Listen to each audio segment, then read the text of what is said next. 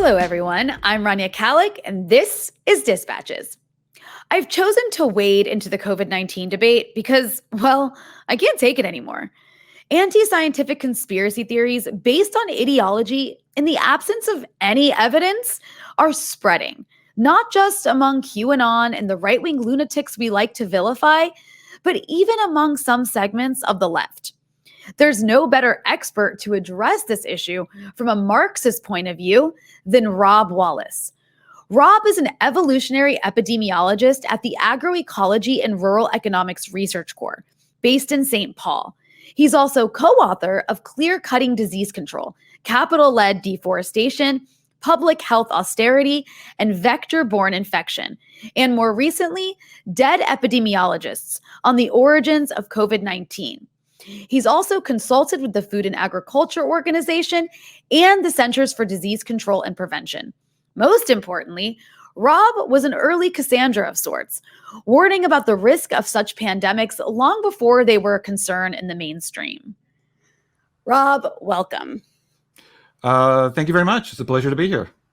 Well, I'm so excited to have you on because it's, not often you can find an epidemiologist who is coming from a Marxist perspective. So that alone is exciting. But more importantly, you were among the few epidemiologists who warned us early on about the outbreak of deadly pandemics. So I guess my first question for you would be, what did you see that others didn't? Well, I will say that epidemiologists are always claiming that the next deadly pathogen is coming. So I'm not alone in that.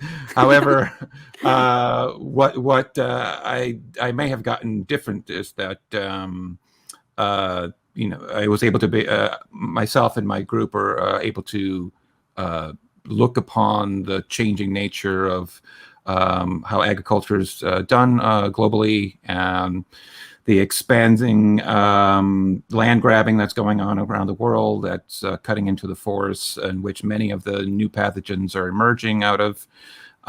So we found in the last 20 years the increase in the rate of spillovers that are in essence in areas that are worse hit by the emergence of kind of capital-led land grabbing for agribusiness, for mining, for logging. So I think that's what differentiates our team's work with some of the other work that's been done. But we find ourselves at 20 years into the 21st century, and we have new pathogens emerging, not just on an annual basis, but almost a semi-annual basis, where you have for instance, a variety of avian influenzas, H5N1. We remember that was the first celebrity virus at the turn of the century emerged, but a whole number, all these license plates, H7N9, H6N2, H5NX in Europe, H1N1, the swine flu that emerged outside Mexico City in 2009. But also other pathogens, the West African Ebola, the Congo Ebola, the Zika, the SARS-1, the MERS in the Middle East, SARS-2, which is, of course, the virus that causes COVID. And so we have a ramping up of pathogens that are emerging, but more importantly, are able to exit out of their ecological homelands and make their way to the local provincial capitals, and then get on a plane and find themselves halfway around the world in a matter of weeks, in a way that they weren't doing so easily before. And so I guess, you've maybe the better way to say it than you're the only one who predicted it is you've challenged the traditional understanding of the origins and spread of infectious diseases. So can you explain maybe what is wrong in your view with the conventional wisdom on this issue? Sure. I mean, we have at one and the same time an amazing array of brilliant virologists and epidemiologists and disease ecologists and public health officials who understand the nature of the problem, in the sense of we have an acceleration of these new pathogens emerging. A lot of focus on the viruses themselves, the pathogens themselves. And clearly, every time one of these new pathogens emerges, we run to the internet. We look up its in molecular aspects, its clinical course, and that's all of us, not just the professionals now. Very much everybody can do so, and you can get a little background on this. And we get all riled up over this next scare. And we should be worried about these things, and we should focus on the specific aspects of the pathogen and its clinical course. The problem is that it's an example of what we call focusing on the object. So it finds causality in the object, that the cause of the disease is the virus, and often the virus alone, or some sort of local cultural practice like bushmeat eating or cutting down local forest stand. And then so there's really focus on what's going on in a particular area at a particular GPS coordinate that might have led to the spillover of this pathogen. And the problem with that, and all that work is necessary, but it isn't sufficient. What you need also is an understanding that the emergence of these many multiple pathogens aren't just a matter of what's happening in any local area. So, Ebola isn't just about West Africa, right? So that moves us away from what's considered what are called absolute geographies, meaning the GPS coordinates that we're talking about. But we have to move into what's thought of as relational geographies. And what that means is that what happens on one side of the world affects the other side of the world. And so our team has moved in more the direction of looking at these kind of relational geographies and primarily around the impact of what are called circuits of capital, the means by which capitalists around the world are able to exert financial power and, in essence, engage in economic activity in such a way that flows of capital move from one side of the world to the other. So our team has moved in direction of thinking of cities like New York, London, and Hong Kong as being disease hotspots in their own right, by virtue of the fact that they are the sources of capital that are driving the deforestation and development that lead to the spillover events and the emergence of these pathogens. So, that's why our team, and partly there's a satirical aspect of it, but there's also partly a very serious aspect of it. When the West African Ebola emerged, our team called it the neoliberal Ebola. My colleagues did not like that, and the other other labs, of course, because but what importantly does is that it really draws attention to the nature of the outbreak. I mean, in terms of the virology and genetics of the virus that we were just talking about, absolutely necessary work. That the virus itself wasn't really that different at all. I mean, compared to other Ebolas that had emerged out of Central Africa or East Africa, same genetics, same epidemiological parameters, same clinical course. But how is it that a virus like that's not really that different, all of a sudden goes from hitting a village or two in East Africa in the hinterland, and the terrible thing with a 90% case fatality rate, maybe takes out a couple of guerrilla or chimp troops, and but how does it all of a sudden go in West Africa from clearing a couple of villages to spreading out over three countries, infecting 35,000 people, killing 11,000 people, and leaving bodies in the streets of major capitals? And if it's not in the object of the virus, then you have to look into the field around in which the virus is emerging. And every single virus emerges this way. It's a kind of Bildungsroman in the sense of it comes from this low, way back hinterland, concentrated in its local reservoir species, whether it's chimps or whether it's bats. And then all of a sudden, by virtue of changes in the way society is organized, suddenly becomes, it's still very much its same molecular self, although it may evolve as well. But all of a sudden, it has opportunities it didn't have before. And suddenly it's able to spring out. And that's what happened with Ebola. And all the other pathogens are engaged in this relationship between their agency, their capacity to evolve and spread, and the opportunities and barriers that we presented. Yeah, I mean, it seems like a really important aspect of studying this stuff is looking at the sociological reasons behind it and the structural reasons behind it. And your critique of the capitalist modes of production is quite radical. I guess I would think in the scientific community, though it really shouldn't be. But in particular, your critique is radical when it comes to its effects on health and on how big farms and free trade agreements and global capital, and like you mentioned, deforestation, are actually causing pandemics. So can you elaborate on your argument here? Sure. Let's go back to our Ebola example, right? I mean, why do we call it neoliberal Ebola, the West African one? Well, it's, coming out of 2013. By that point, many of the countries of West Africa, although Liberia had been very much embedded in the capitalist world system since back to 1925 in the rubber trade, to the point that almost half of its land is dedicated toward multinational production. The other countries in the area were largely concentrated or isolated, economically speaking. Much of the forest, the farming is agroforestry within by local indigenous groups in the forest, and but what happens when countries are tapped out in terms of their finances? They go to a kind of intergovernmental agencies, World Bank, the IMF, to ask for loans. And of course, that comes in with the structural adjustment programs that forces those countries to, in essence, open up their borders to allow multinational companies to come in, reduction in funding for things like public health and animal health. And so what we see here in some of the countries, including Guinea, where it appears the first index case for the West African Ebola was identified, you had the beginnings of moving in a direction of a more multinational kind of farming in the area, where what was agroforestry for things like palm oil was being turned more in a direction of a kind of parastatal development, and parastatal companies, state companies developing palm oil, then moving in a direction of allowing multinationals in.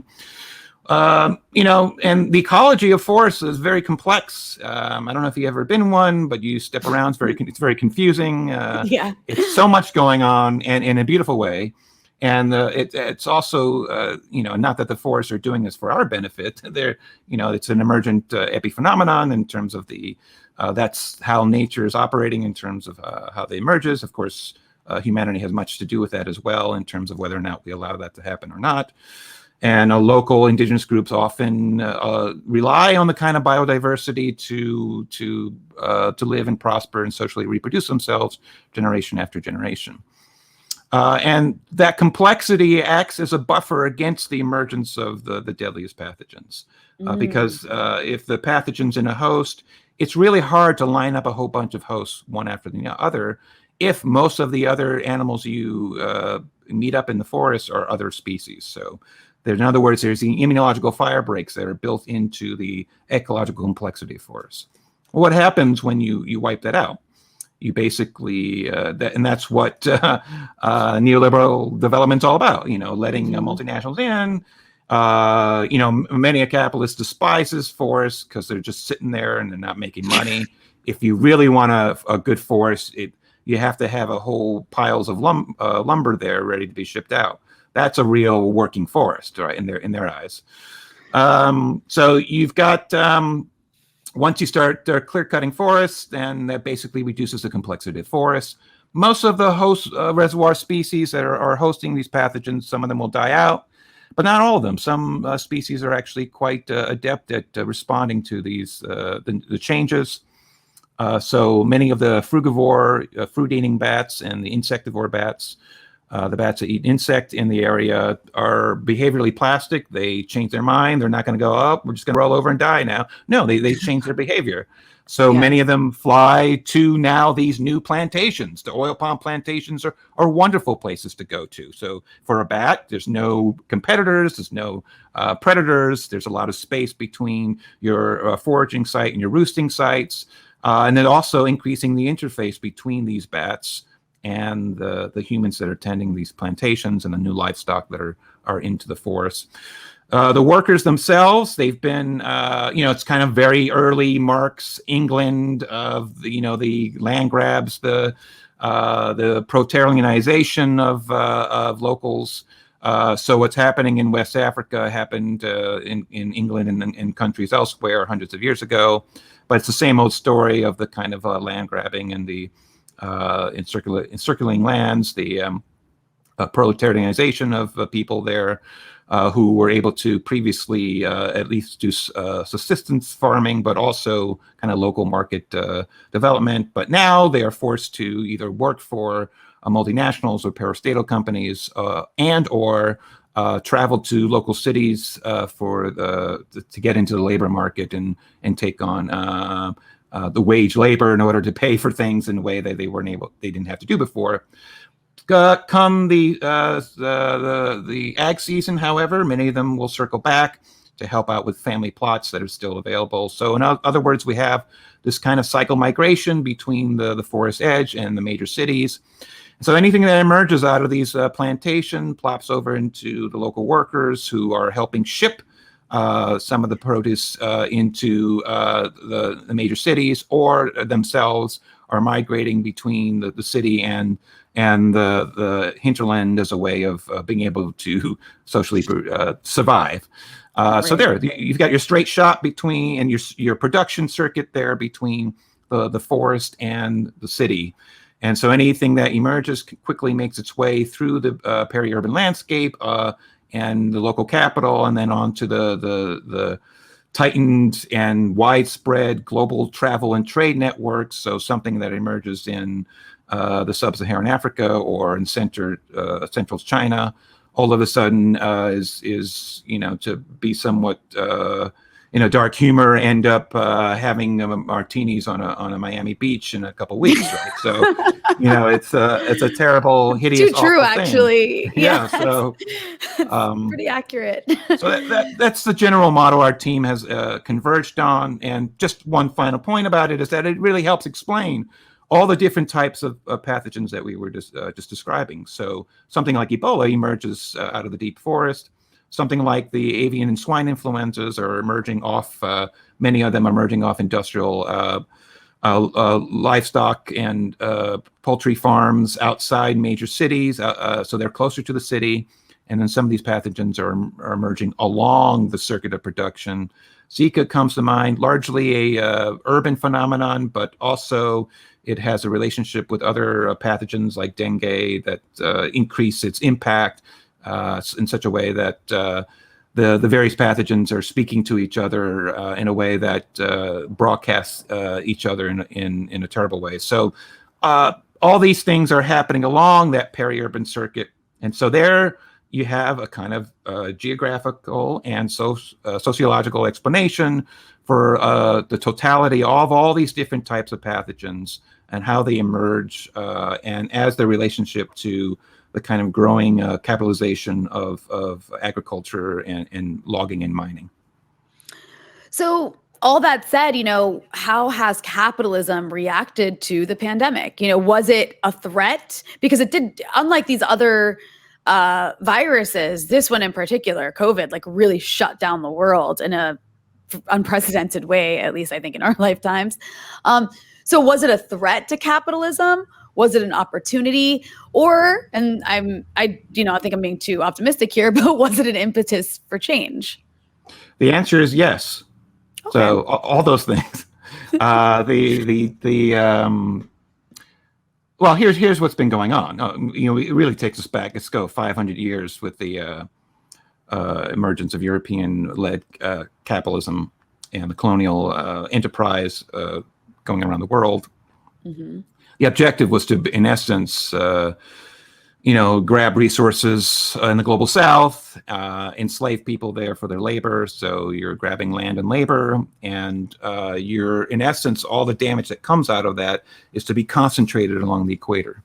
So the global south is supposed to bear the damage of this, and it had for 5 years to the tune of millions of deaths a year.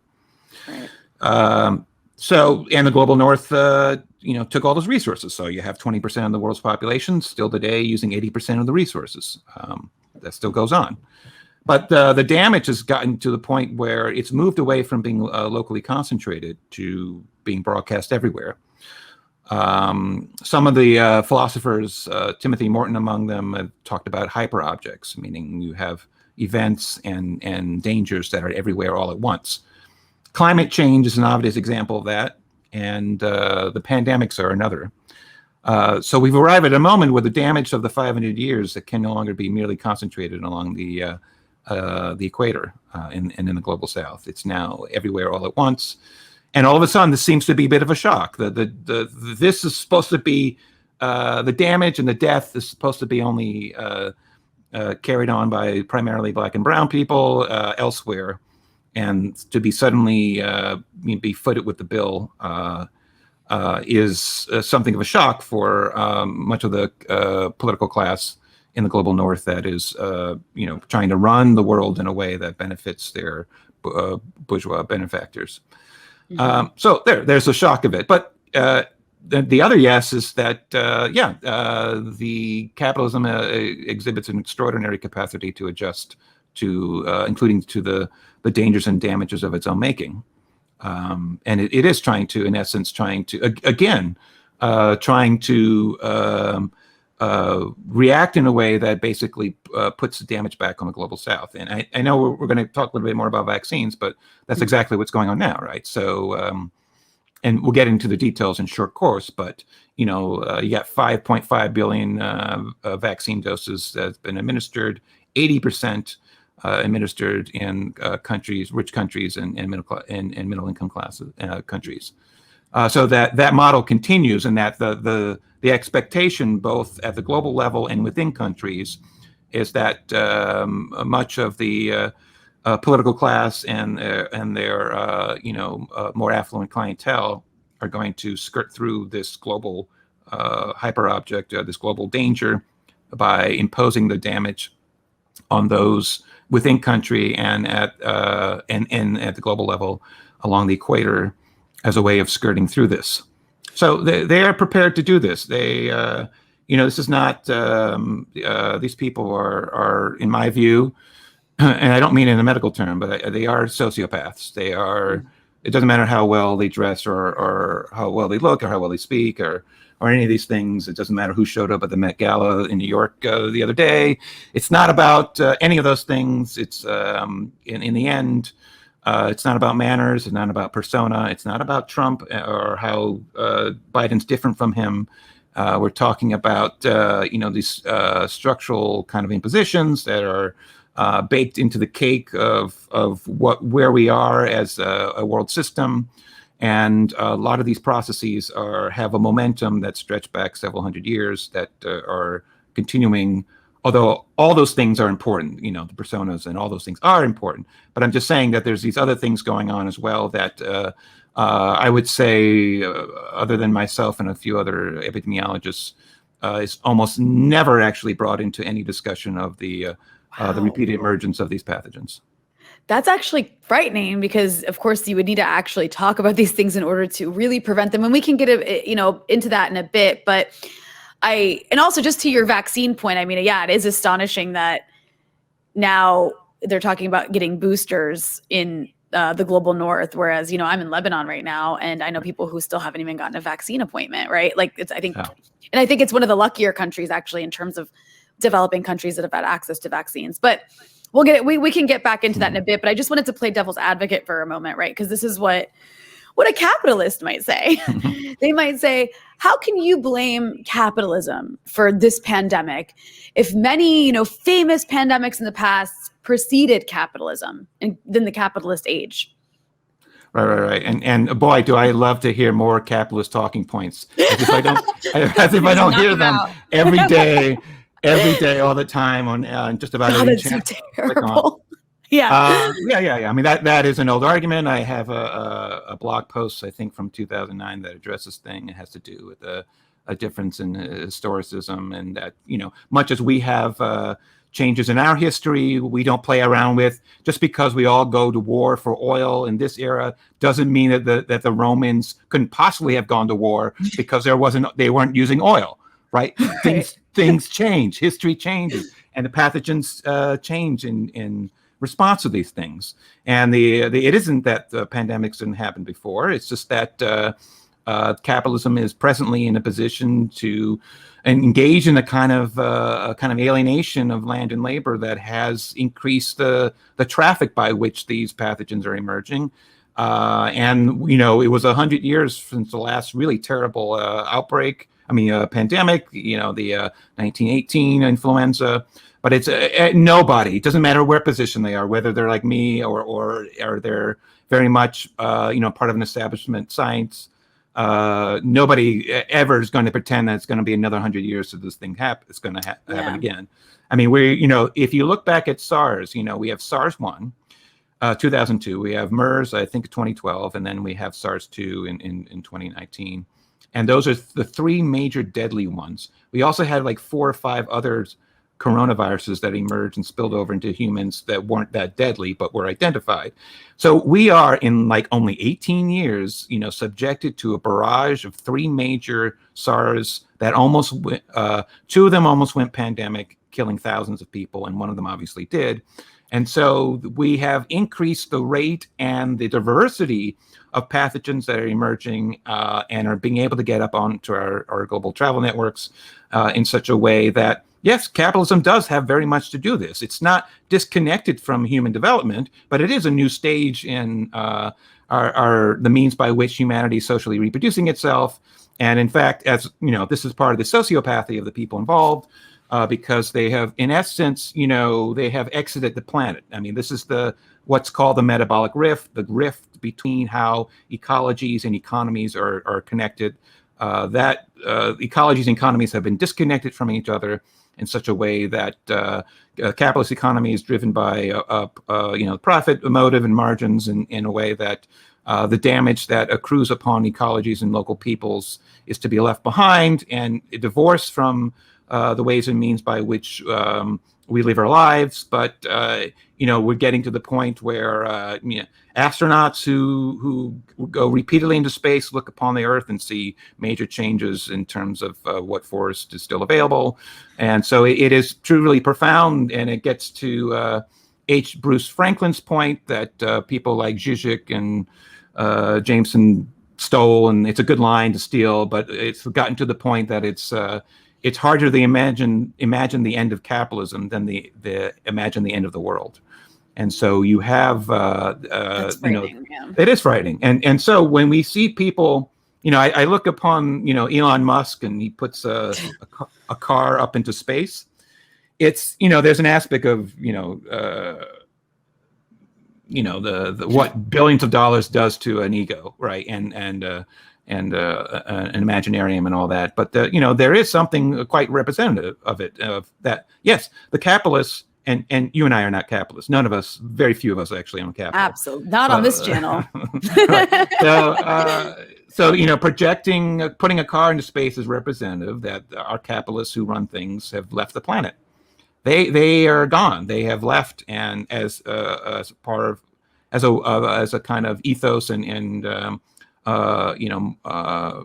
moral prerogative, they have left us in such a way that in some ways you can see I have a dark humor. This is the way I deal with things, but there's an aspect of the Elon Musk and such they are going to take us to Mars, and they're going to take all of us, and the way they're going to do it, well, they're going to basically turn Earth into a dust bowl, and so that is the direction that they're taking us. They cannot be allowed to continue to do this. It doesn't matter, again. And the problem is, of course, is that money talks presently in a way that it's buying up everyone, including scientists, to be able to, in essence, prop up a system that is increasingly on its last legs, not only as a system of production, but it actually has our species in sight of extinction. That's I imagine your job is as depressing as probably a climatologist's job is these days. That is really, really frightening and depressing. And so I'm glad that we can kind of go into these things. I wanted to ask you, and I think this is very much attached to what you're talking about. When the swine flu broke out in 2009, you called it the NAFTA flu, and you linked it to the North American Free Trade Agreement.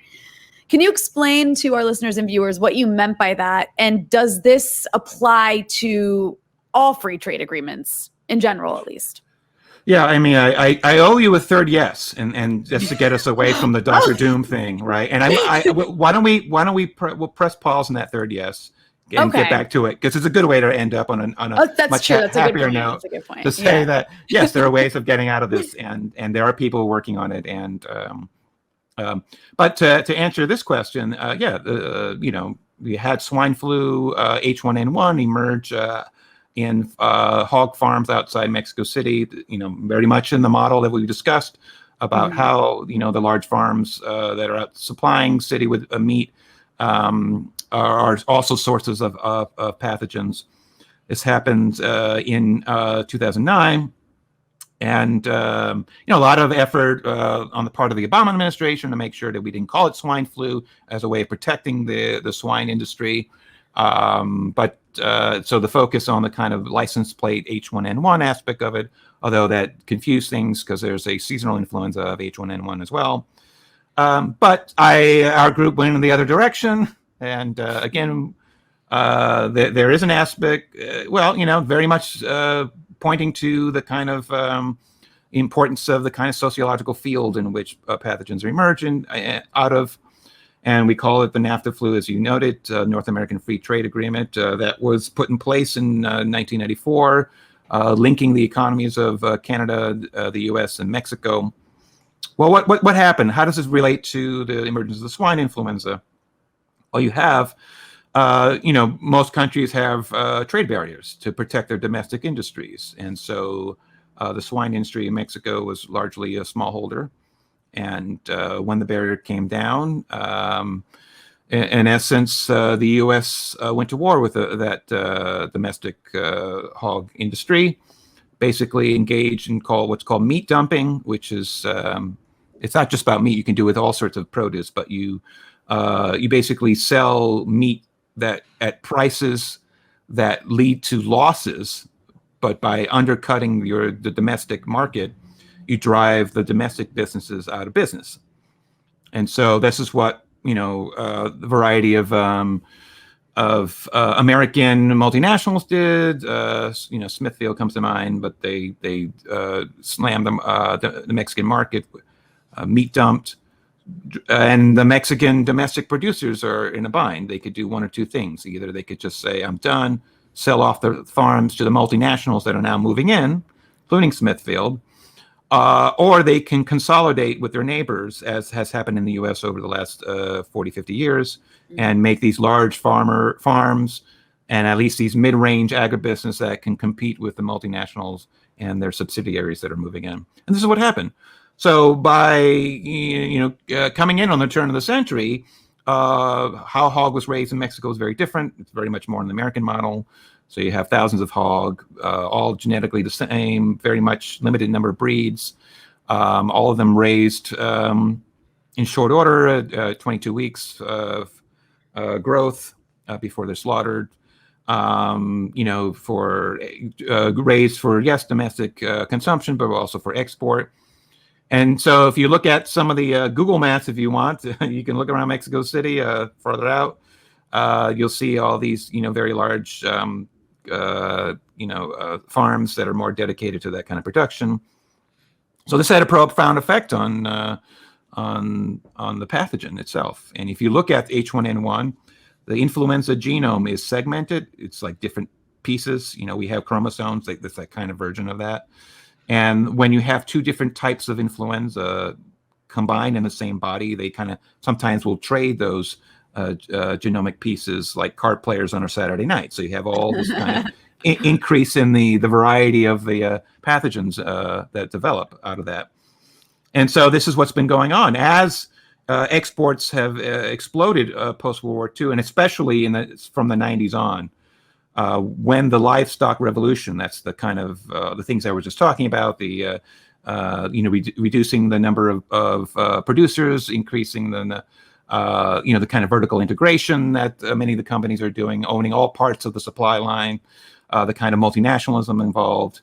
Well, that was generally started post-World War II, largely in chickens. That model moved into hogs by the early 90s. So you have the convergence of NAFTA and this model of production in a way that arrived in Mexico. And so you have the influenzas responding to that. So, now that hog is being shipped from one side of the world to the other. Yes, including by plane, hog do fly, and in a way that they take their pathogens as well. So what influenzas that were previously isolated by distance from one side of the world to the other are now interconnecting in a way, are able to trade their genomic segments in a way that they weren't able to previously, in such a way that H1N1, you look at its genome and you see that some segments are from hog that are been circulating in Canada and the US, and some were from hog that were from Eurasia. And so you go, how do they get together like that? Because it's not like the avian influenza where they try to blame the migratory waterfowl, the ones that migrate from one part of the world to the other. So they couldn't do that for hog because you don't have hogs flying around from continent to continent except by chartered plane, right? So Right. we do that. And who's doing that? Because it's not the smallholders, not the small farmers who are shipping their hog by plane. Like a single ticket would wipe out their entire profit margin. So it's obviously the large multinationals that are doing this. So that led to, it's not when we came up with NAFTA flu, this was at a time of, it was a kind of a circumstantial conclusion about how this came about. But actually there was some evolutionary genomics work done looking at the genetics of the virus and actually tracking the spread of it and how it emerged in outside Mexico City.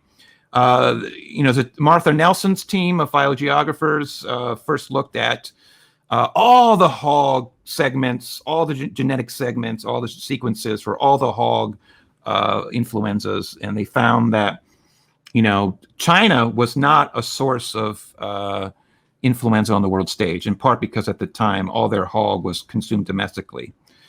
It was apparently the U.S. and Canada were the major sources of hog. No way! You can't really mean that. Yeah, right. So they were able to discover, looking at the genetics only, that U.S. and Canada was the source of multiple segments for all these swine influenzas now circulating. And they also were able to look at that as far as it relates to H1N1. Just to wrap up on this question, they were able to show that it was U.S. and Canada that were supplying the H1N1 segments that ended up in those Mexican states that had the highest production of industrial hog.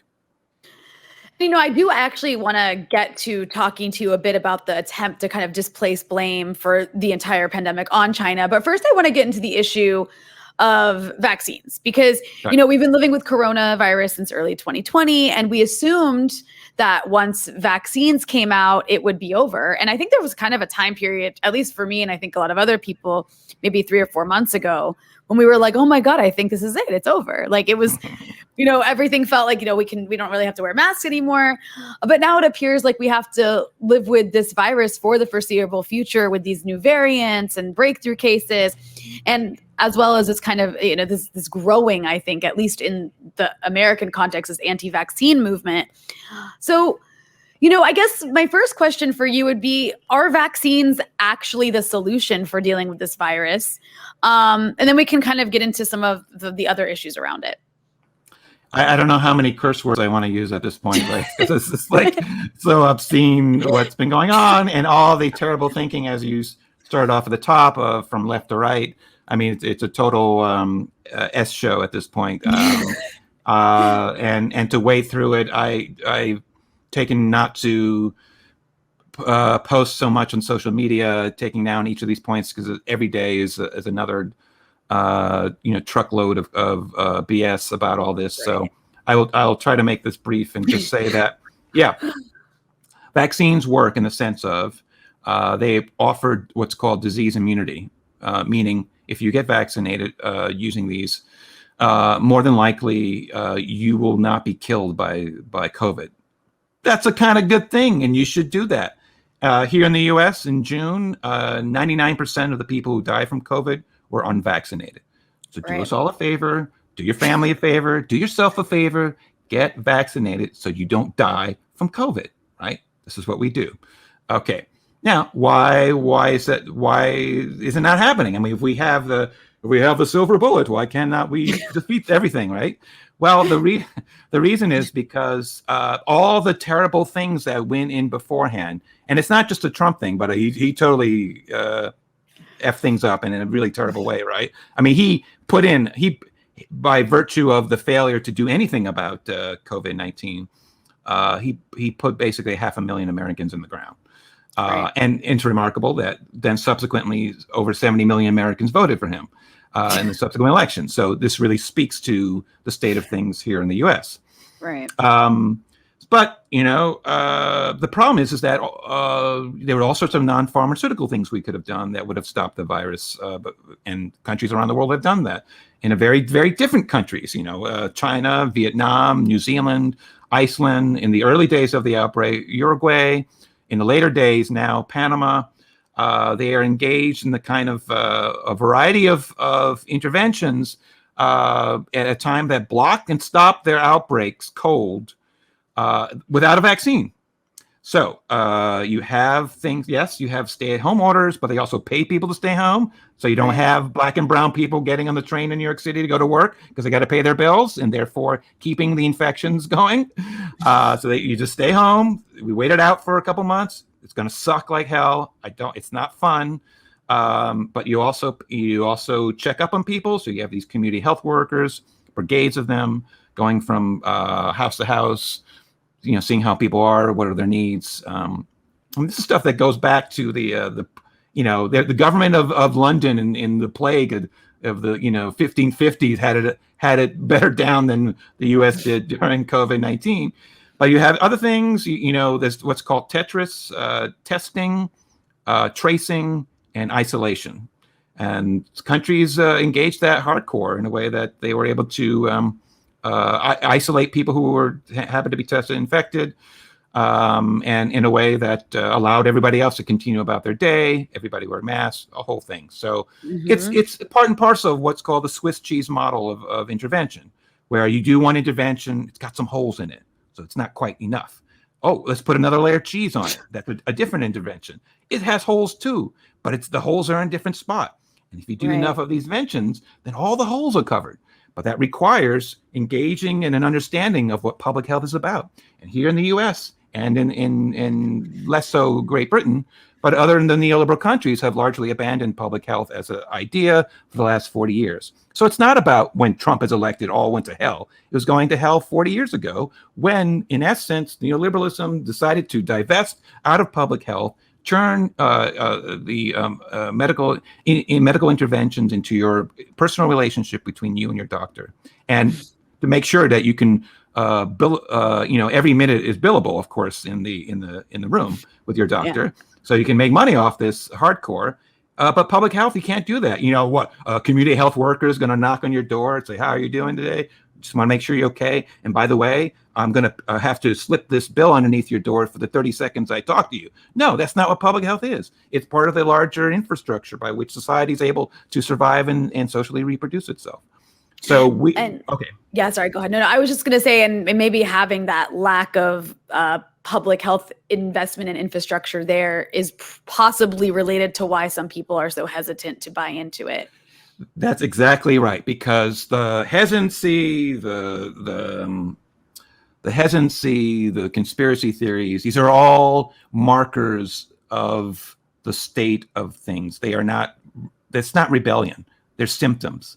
They're symptoms of a society that has abandoned it. That has abandoned itself. And, they are symptoms of a failure of vaccine access. You're obligated to explain to people what the vaccine is, what it does, what risk it may entail, what it can and cannot do. I talked about that it provides disease immunity. It doesn't necessarily provide what's called sterilizing immunity, meaning once you're vaccinated, you get infected, you won't get hurt, but you could pass it on to somebody else who can't get vaccinated, say your kid under 12, or someone, an elderly person who is vaccinated but still might actually suffer considerably from infection. So, that's the thing. It wasn't a silver bullet.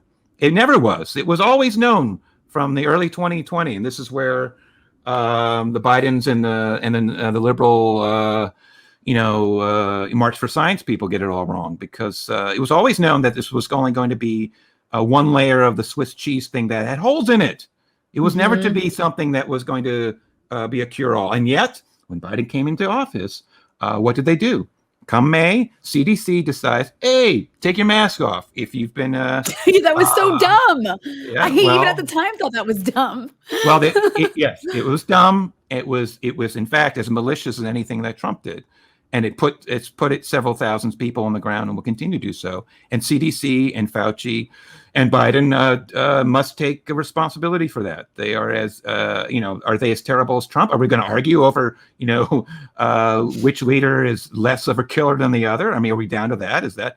No. So it was very well known at the time. And a lot of, here's the positive aspect of it in terms of a lot of people denounced that. They objected to it. So you have nurses to deans of science who, as a species, are typically cowardly. But they were so horrified by this that they wrote, my hat's off to them, op-eds opposing this. This was very well known that this wasn't going to work, particularly because, think about it. At the time, the Delta variant was emerging out of China. So in essence, we just returned exactly to where we were before. So in early 2020, COVID's coming out of China. We do nothing. We just sit there and do nothing. Delta is merging out of India. 1 year later, what did we decide to do? We just sit there and do nothing. So we're back at, and what it is it's basically a kind of structural pathology in which it does matter who you have in office, but all those people are expressions of a particular historical moment in which they are acting on the instincts that in essence oppose public health as an unfortunate investment in human beings, instead of using that money to get a billionaire richer. Okay, so very briefly, and maybe what I say isn't going to be that brief, but I just wanted to very quickly, because I think what you're saying ties into a lot of the distrust, right? Like the government didn't do anything, and people got sick and died, masses of people. Yeah. And this is on top of, what I think is America's already a very individualist country where people tend to be very distrustful of the government. It's just kind of like you're almost inculcated with that mindset. It's a very libertarian mindset in America. But that kind of ties into what I see as this sort of like vaccine hesitancy, anti-vaccine conspiracy theories that I see proliferating across the political spectrum at the moment, where these people who are totally scientifically illiterate until yesterday because they read one article or a summary of one study, or something a fake expert said, now they all think they're like Dr. Fauci or something. So can you just very quickly address some of the claims that we're hearing, which is, yes, of course, vaccines aren't the only thing that are going to fix this. We can't just depend on vaccines, especially as you say, where they're not necessarily, they might limit transmission, but they're not completely preventing it, or preventing you from getting it. But I guess, some of these claims that vaccines don't prevent transmission at all, so there's no point in mandating them, and then all kinds of claims made about fertility and how we don't know the long-term impacts. And you hear people calling the mRNA vaccine experimental when it's not experimental. And so can you just kind of debunk some of this very basic bullshit that we're hearing? And you don't have to go too in depth. I just want people to hear from an epidemiologist, saying that this isn't true and why. Right. So I got somewhat ahead of myself by talking about how the focus on vaccines alone is problematic. But as I started off with, yes, get vaccinated; it will protect you. There is discussion. The bulk of the data indicates that it does provide some immunity from infecting other people and being infected. However, that's not necessarily the case in all cases. So this is the difficulty, because we get into the complexity of it when the political, temperature is so high now that we just want to throw, gobs of mud right now. So, but the side effects are negligent for the most part. Most people, you're not going to die from this. It's going to protect you. It's not going to, my hat's off to Nicki Minaj's music. However, it's not going to cause your balls to swell and infertility, anything like that. Please don't get involved in that. But what it does, it speaks to an unfortunate, the collapse of trust, and trust is an epidemiological variable. And both administrations have violated that by virtue of refusing to engage in the public health practices that have been long shown, not just historically, also within this country, including the distribution of polio vaccine in the 50s and 60s, but also in the world now. There are countries doing excellent jobs at getting people vaccinated around the world, and yet there is, this strain that has been, woven into both left and right here, and some centrists in the sense of the kind of more natural medicine kind of folk, and I would just say, that none of that is the case, and that vaccines are going to be effective in the sense of protecting people from getting ill.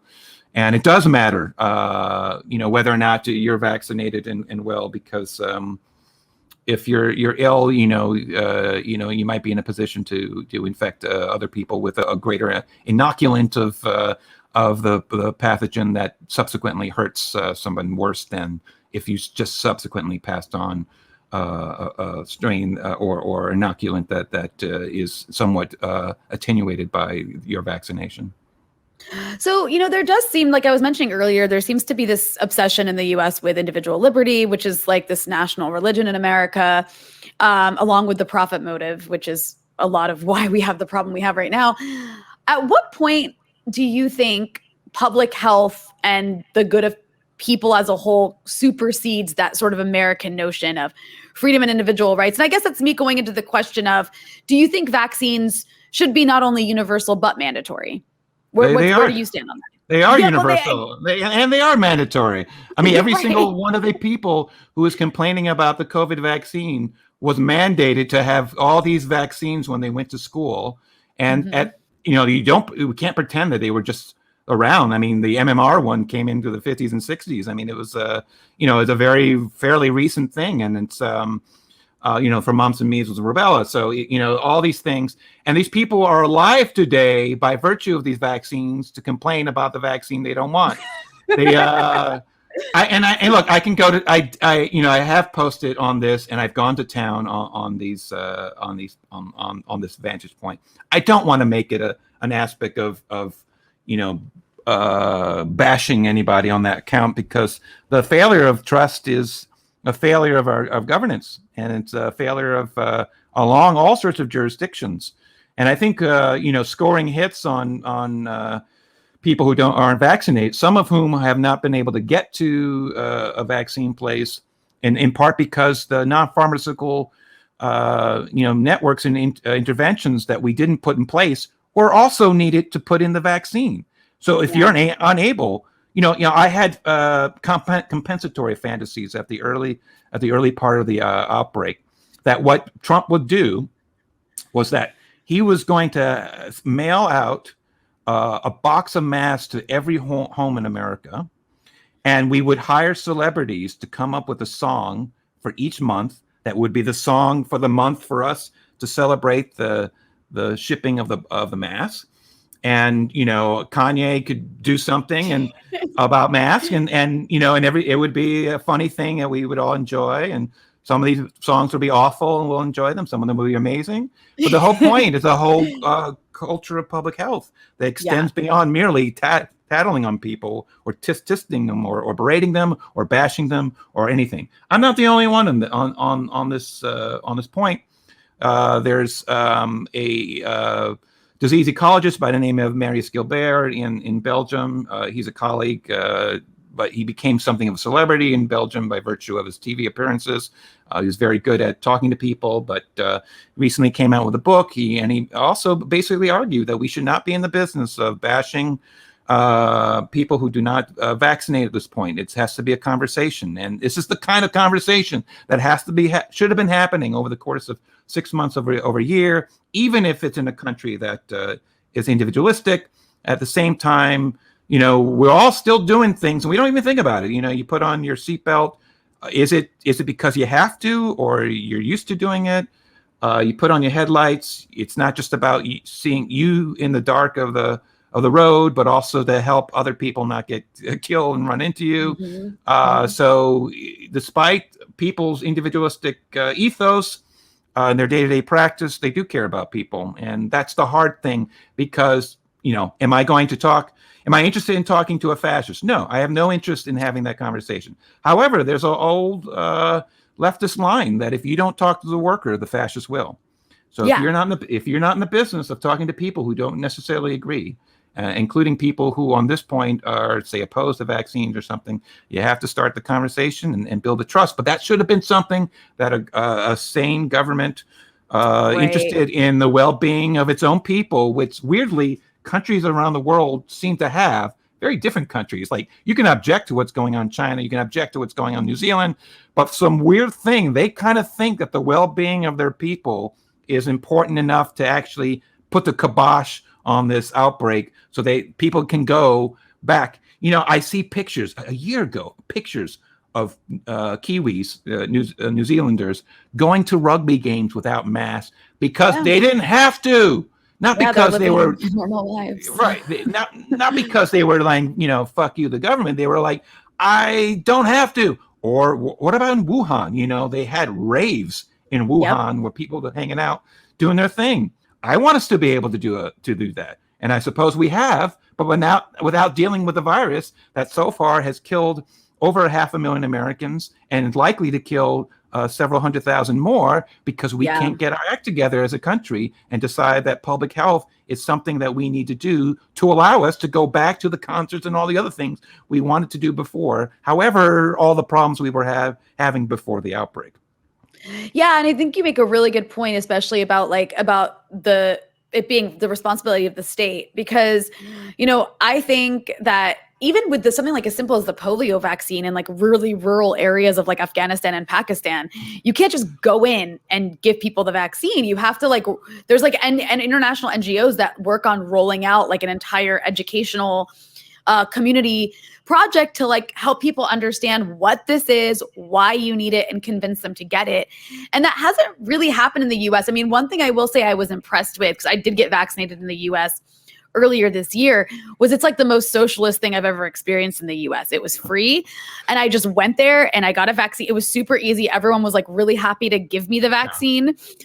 There was people, you probably experienced the same thing. There was people leading you in the line to okay, go to they were so happy. It was a really pleasant experience, and probably one of the few instances I can think of where I really felt taken care of by my government.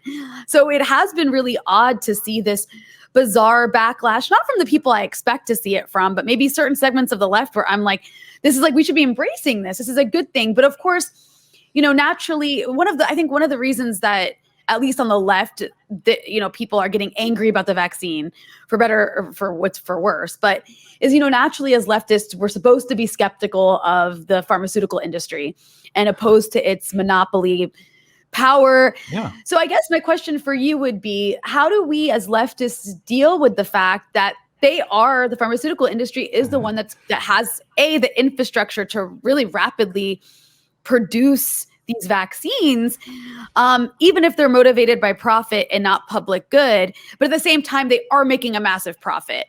And I mean, how do we deal with that contradiction, I guess, is my question. Look, everywhere I look, every day I wince and, shudder and to see all the various perspectives that are totally off on and I can't, I'm not saying I have all the answers, but I do say these things are ridiculous because, the left has a proud history of doing two things at once. We can do more than one thing. For one, we have one at the same time demanded that any new medical innovation be allowed and provided to everyone, regardless of cost, to everybody, as a form of justice and a form of public health protection. The health of my brother and sister is connected to my health, so it's fundamentally necessary for that to happen. And at the same time, we can still very much object to the kind of present a kind of commoditization of medical stuff in a way that most people can't access these things by virtue of not being able to afford them. So we can object to the various shenanigans of the pharmaceutical company have been up to. This gets into what's happening at the global level.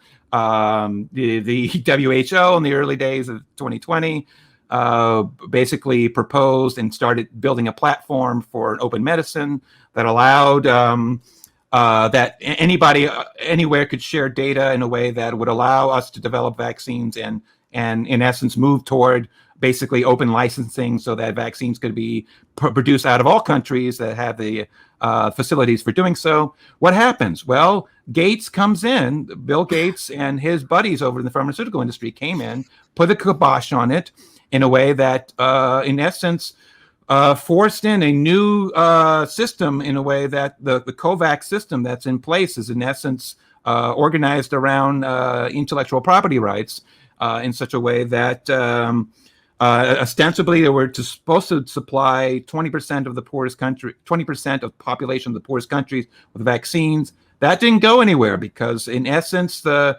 various pharmaceutical companies that were part of the agreement basically abandoned it, moved toward bilateral agreements with richer countries, and in essence failed. So this is why, back to the number we began with, 5.5 billion vaccinations, not anywhere near the 11 billion we need, and mostly in the richer countries. We were always going to be in a race between us and the virus. We were always going to have to vaccinate as many people as possible before the virus engaged in what's called vaccine escape, evolved out from underneath the vaccine. But that's not the race we're on. We instead chose a race between the virus evolving out from underneath us and the decision to supply booster shots to rich countries that can afford them. So the virus itself is having a field day. Yeah. It's confronted with people who are vaccinated, so we can evolve that on that problem. And then you have much of the world that's still going to be increasingly infected, so it allows it to come with all sorts of variants, including those that are starting to escape the vaccines that we have. And so it's an agreement that happened not between poor countries and rich, but between the pharmaceutical companies and the virus itself, because they're playing off each other in a way that they both benefit. So my point is that, yeah, there's a lot of things to object to the pharmaceutical companies when it comes to this.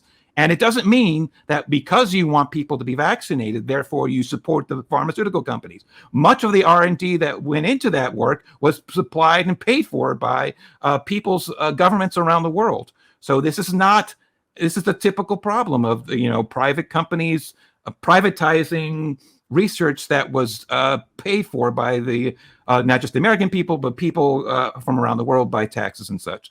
So we can object to all those things and still be in the business of saying, and here we can continue to take positions that we oppose the notion that we were always any of us who understood what was going on excuse me, opposed the notion that vaccines were going to be enough.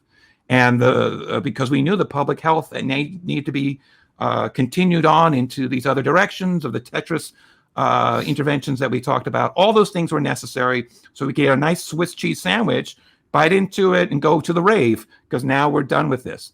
But instead, we have, in essence, a failure of governance, failure of leadership, and a decline in imperial power. The U.S. is moving more into a kind of failed nation state, as it were. We are on the far side of our cycle of accumulation. What that means is that throughout world history, and I won't go into the entirety of this, but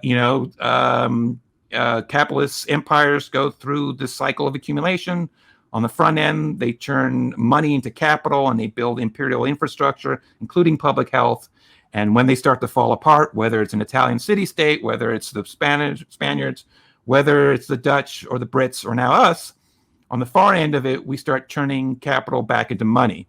And what that means is that our bourgeoisie start cashing out, meaning they no longer invest into things like public health and the imperial pipeline or running the world system of capitalism.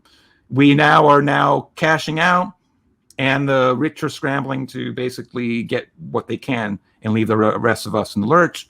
And what that does is that when there's no leadership, when the political class is in essence helping that exit out of the cycle of accumulation, not only do we have a failure, we're leaderless, we have a leadership that is involved in basically smashing what's left of the American community.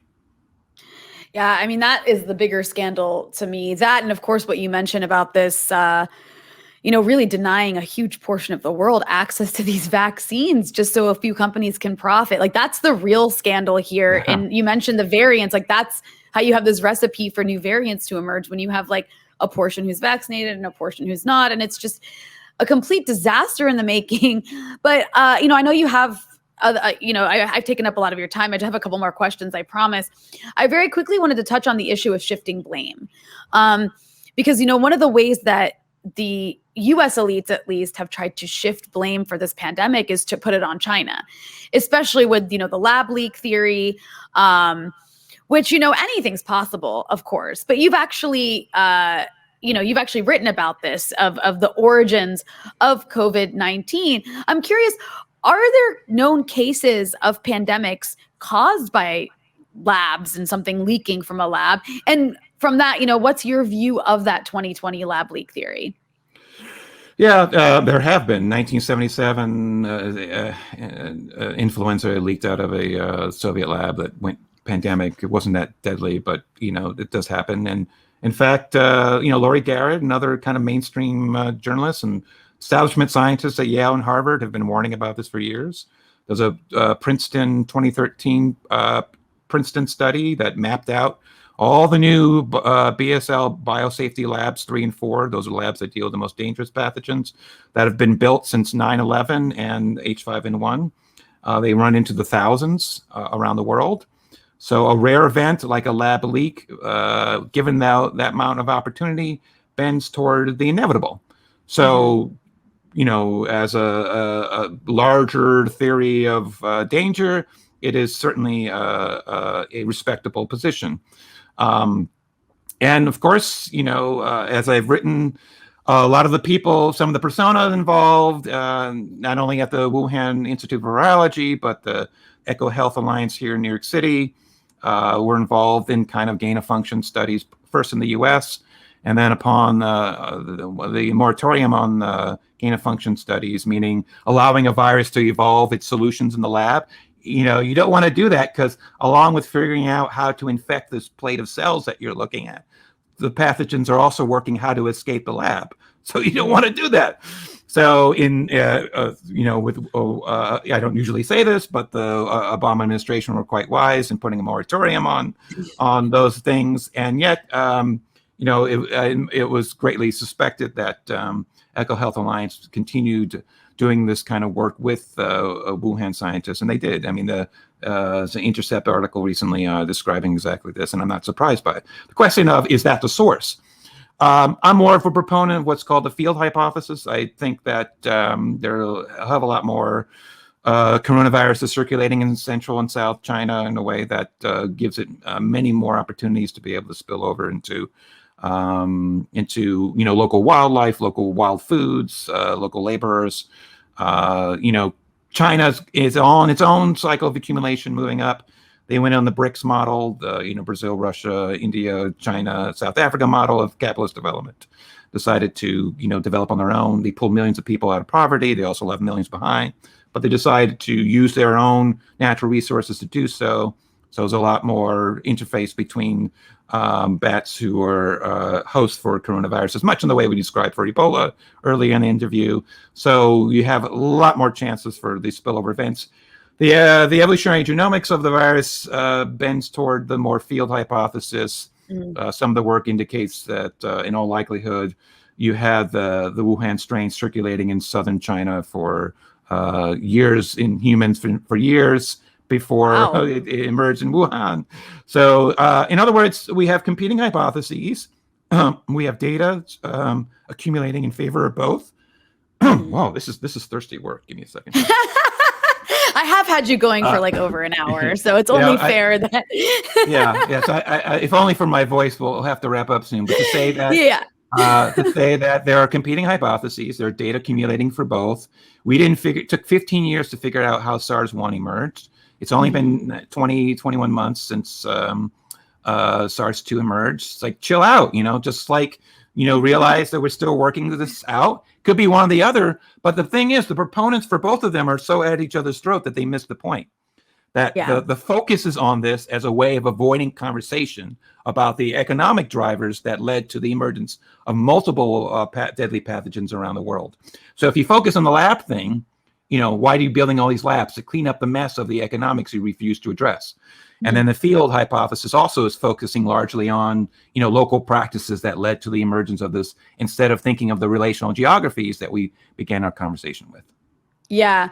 And I promise this is my final question. It's just, I think, a good one to end on. And we had, you had kind of almost gotten into it earlier, but I guess it's, how do we get out of this? And is, the capitalist reaction, that was that third thing of like, is capitalism responding to this pandemic in a way that could get us out of this?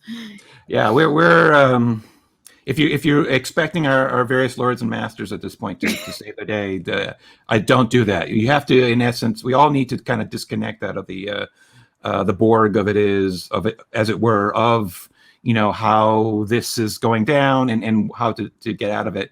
As I said, they're perfectly willing and able. The bourgeoisie and the political class that serves them are perfectly able and willing to let millions of people die. And if they're doing this for a virus that has a 1% case fatality rate, they're certainly going to do that for a virus that has 25% case fatality rate. Certainly they're going to do that for climate change. So if this is not a flag of what they're after, then then it's very clear. All of us still are still plugged in. We're not capitalists, but we are a part of capitalist systems. We have bills to pay. So I understand the limitations that we're all under, but there has to be an extra move in a direction. And, there are paths elsewhere, different ways of doing farming. There's what's called agroecology, done in the global south largely, but increasingly in the global north. Move toward more farmer autonomy, the notion that, reintegrating the ecology and economy in a way that allows us to have all the clean water and clean air and the kind of agrobiodiversity that would stop the emergence of many of these pathogens in the first place. So there's a lot of practical things that could be done, not only within farms, but elsewhere. And there's a lot of ways in which we can heal the rural urban divide that here in the US, both the Democratic Party and the Republican Party are taking advantage of. So we need to be able to speak to our brothers on each on that continuum there. If you're a city, speak to your rural brothers and sisters, and vice versa. You have to. So in other words, healing that metabolic rift isn't just an ecological program; it's a political program. This goes for not only within countries, but between the global north and global south. We have to basically decolonize the system, move out of that 500-year, hallucination. We all depend on each other in this way. We all require each other. That involves a kind of developmental convergence. So we have to start to be able to move in a direction. We just don't have a minority of the world using all the resources. That's not playing well with us in the end, really. It's not going to protect you. Climate change come in, the fires, the weather, all these things. It was noted that we're watching this in real time on people's, cell phones of 20-second clips until one day you'll be recording that as well. So, it's coming, it's here, it's already here, all these things. So but there are millions of people around the world who understand this. And, in the course of speaking to people around the world, you learn and take, and we have to reach out to people like this and elsewhere and start to build these kind of alliances that see, that move us away, from globalization and toward an internationalism that will save the planet, save our species, and allow us to be able to go back to the raves and rugby that we like to do. So that's the best way I've heard it put before. Rob Wallace, thank you so much for joining us to break all this down. I really appreciate it. It's been my pleasure. Thank you for having me.